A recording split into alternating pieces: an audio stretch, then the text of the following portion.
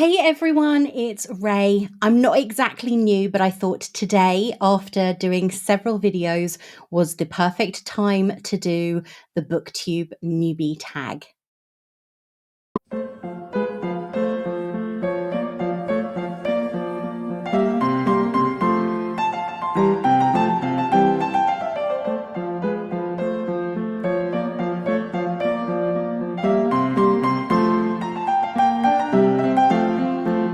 Hey everyone, welcome to my little bookish corner of the world. As you can see, things have changed just a tiny bit as I have been actually removing, not adding new books to the shelf in preparation for a very, very busy end of April.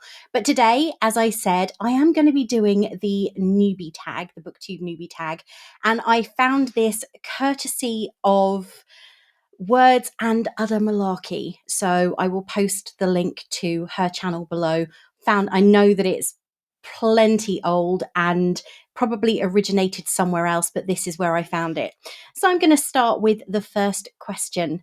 Why did you start this channel? Well, many of you may not know, but I've actually been doing a book themed podcast since September 2020. I started off originally doing books, film, and mental health, and then changed to TV shows and books and mental health. And then slowly but surely, I worked my way round to just talking about books and occasionally about mental health. Started off life as Not Before Coffee and then moved to slowly become being bookish, I think in 2022. Yeah, that shows you how sure I am of it. I think it was 2022. However, once I made that transition, I thought, I'm going to go to YouTube, and I watch a lot of booktube channels. Literary Diversions is one of my favorites. So I thought, yeah, this is going to be tough, but I'm really interested in seeing what I can do. And as I love watching a lot of booktubers and have done for quite a few years, I thought, yeah, maybe I will do that. And slowly but surely, I added my podcast, or at least around 60 episodes of it, to what became this channel. And then I started recording TikToks, which I've kind of left by the wayside, and shorts. And now I'm here doing full length videos. It was one of the, I think it was a natural transition from doing just audio podcasting. It's nice to be able to show people the books and my book collection, which is always growing, because I'm very proud of it. It's not as big as some people's. I've seen loads of book rooms and thought, oh my gosh, I wish I had room for that. I do have several other bookcases scattered around the house, but this is my pride and joy, and I love sharing it with people. So that's pretty much why I started this channel. Question 2, what are some fun and unique things you can bring to YouTube?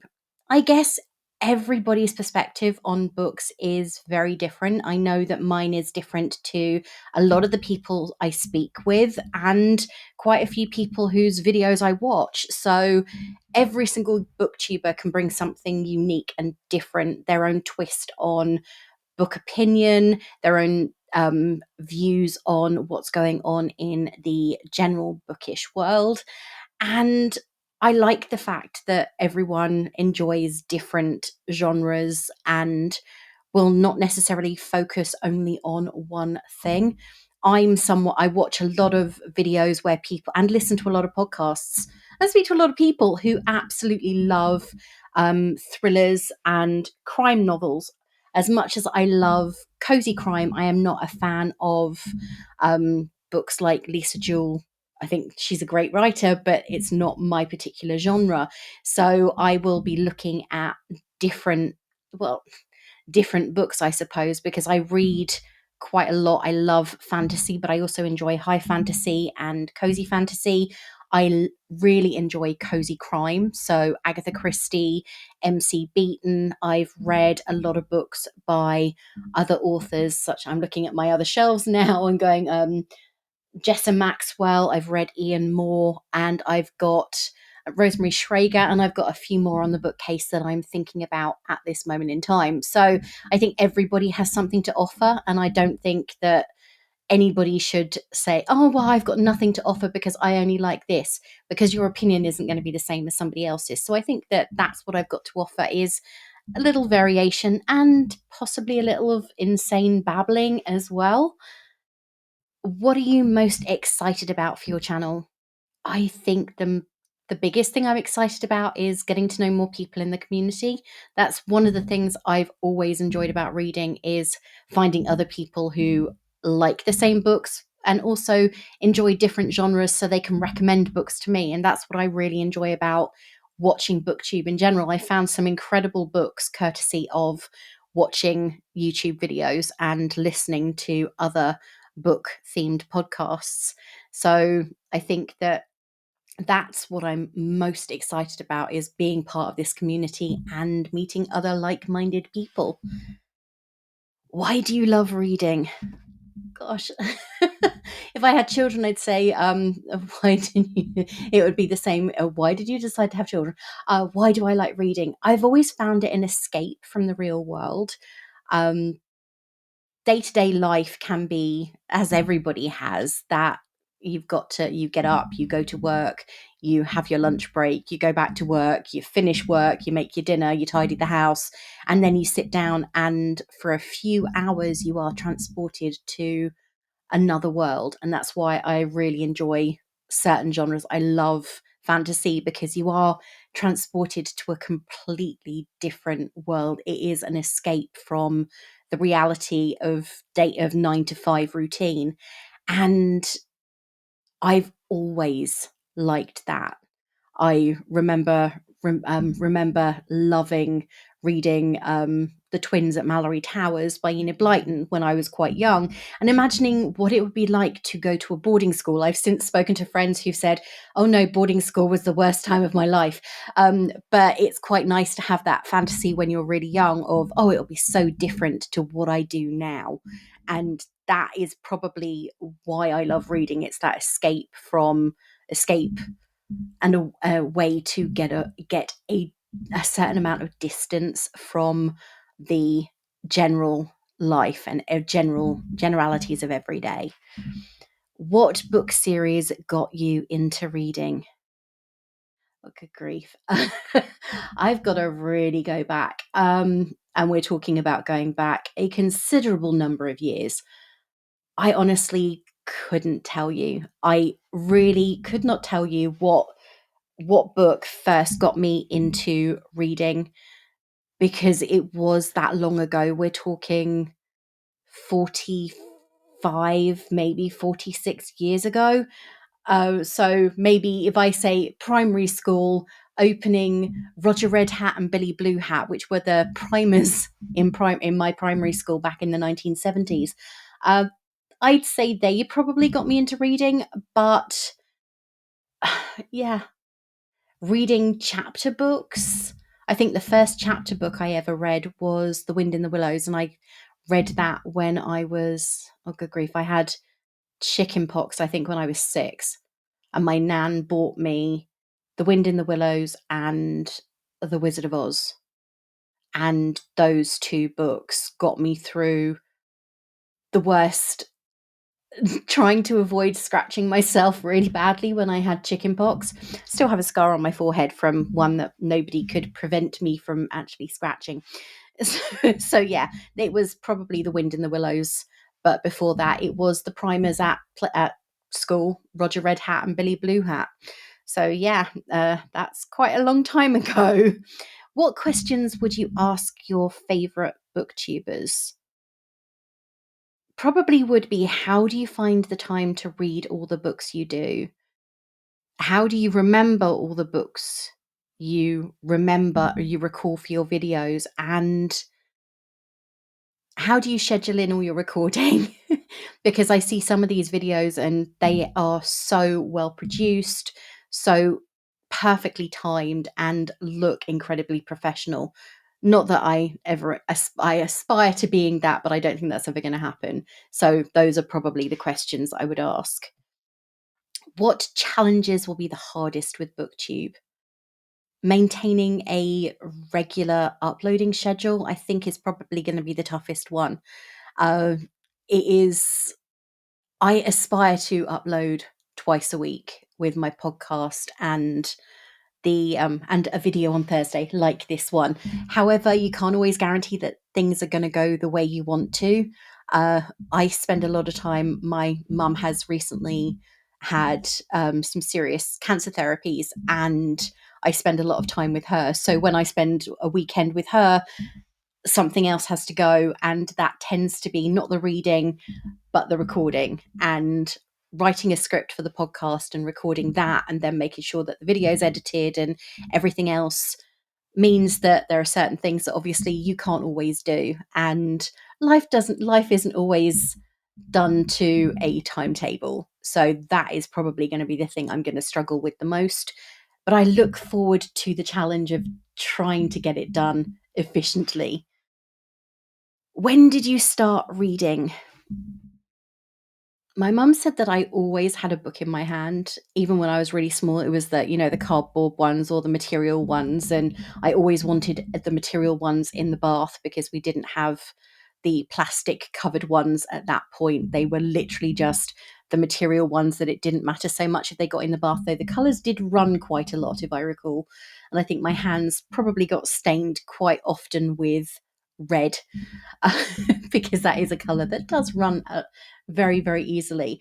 But I think, obviously, when I got to primary school and I really started reading a lot, and then my family helped me with my addiction, I suppose they'd call it. I was always the one who would be sitting down in a corner at a family occasion with the latest book. My mum started asking family members to put their unsuitable books away because I would be reading things like Stephen King's It. I think I read that when I was about 9 or 10. My mum gave permission. We used to have to get permission, written permission, from a parent or a guardian to move away from the children's section of the local library. And my mum wrote me a permission slip when I was about maybe 9, so I could go into the adult section. And I can remember it felt like the entire world was just opening up with uh, fantastic books by um, Barbara Taylor Bradford. And I was really attracted to the bright colors, the beautiful covers, the thick books. And I'd come home from the library.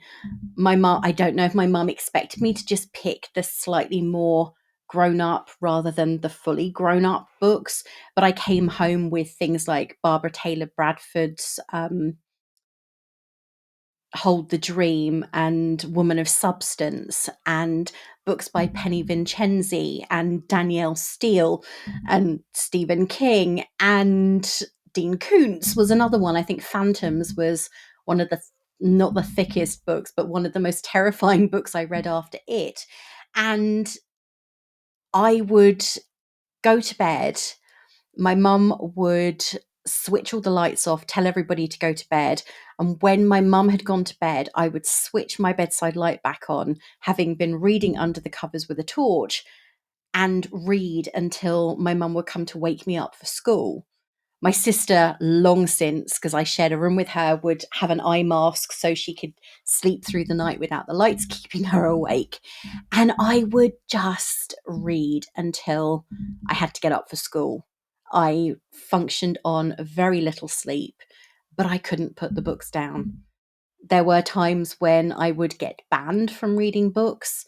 And I think the best memory I have when it comes to reading is the summer my dad was very, very sick. My grandparents moved closer so they could be with us. And I complained about being bored, which was probably a big mistake. I complained about being bored, and my grandfather gave me his all-in-one version of Lord of the Rings and said, read that and then come back to me and say you're bored. And about a week later, I presented him with the book and we had a fantastic conversation about the world of the Lord of the Rings, and I had finally found my home, and that was probably when I really, really started my reading, picked up even further. Where do I read? Everywhere. I read on the bus when I'm on my way to work, on the bus when I'm on my way home from work, though I work from home most of the week. I read during my lunch break on the sofa. I read when I go to bed. If I have a soak in the bath, I will read in the bath, though it's not very good for books. I always pick one that's A, not very, very heavy, and B, not B, one that's already a little bit not necessarily water damaged, but isn't going to be, I'm not going to cry about it. It's not like one of my special editions back here.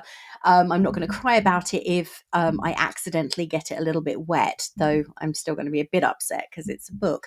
So I read pretty much everywhere and anywhere. And when I used to go on holiday quite a lot, and my suitcase would be more full of books than it would be of anything else, because I needed stuff to read while we were sitting by the pool or traveling somewhere else or whatever. So yes. What kind of books do you read? I think I've already kind of covered this. I love fantasy. I like YA fantasy. We didn't really have that when I was when I was a young adult. We did not have YA as it is today. And at some point I will go through the YA books that I have from the 1980s, because it's really interesting to see how much they differ from the books that are released for that particular audience today. So I will read pretty much, I'm looking at my bookcases, pretty much anything apart from thrillers.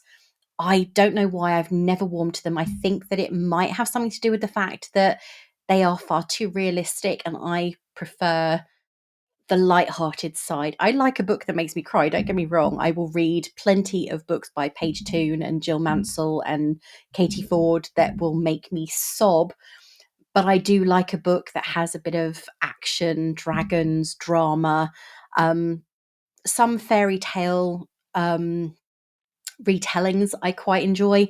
But I think mythological retellings are probably highest up there, with Circe by Madeline Miller and Clytemnestra by Costanza Casati being right at the top of that list. So yeah, I think fantasy and mythology retellings are probably my favorites, but I also enjoy cozy crime. I like books that make me cry, contemporary women's literature. I love the classics, especially E.M. Forster and Jane Austen, with Pride and Prejudice, Northanger Abbey, and A Room with a View being among my all-time favorite books. And then I do have my classic rereads, including The Changeover by Margaret May, which is probably the best example of YA fantasy fiction from the 1980s that I actually have on my bookcases. Well, after that babble, I think that is it. I think I've answered all the questions. If you want to know anything about me, well, within reason, post your questions below. And please, if you've watched this all the way through, don't forget to like, comment, and subscribe. And I'll see you in the next one. Bye.